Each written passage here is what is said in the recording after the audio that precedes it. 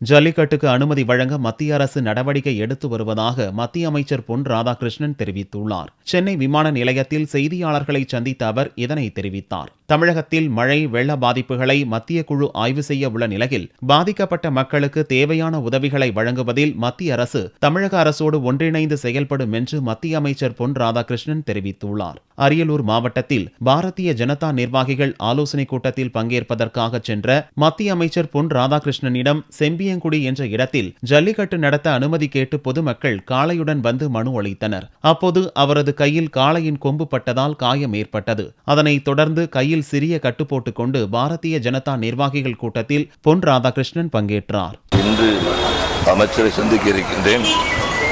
கட்டாயமாக ஜல்லிக்கட்டு நடக்கும் என்கின்ற நம்பிக்கை எனக்கு இருக்கின்றது. நடத்தக்கூடாது என்பது சில பேருடைய முயற்சியாக இருக்க முடியும். அதை மீறி நடத்த முடியும் என்கின்ற நம்பிக்கை இருக்கிறது.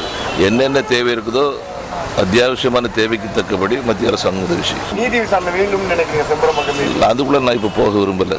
இப்போ தேவை பாதிக்கப்பட்ட மக்களுக்கு கொடுக்க வேண்டிய உதவிகள், அதில் நாம் கவனம் கொடுக்கணும்.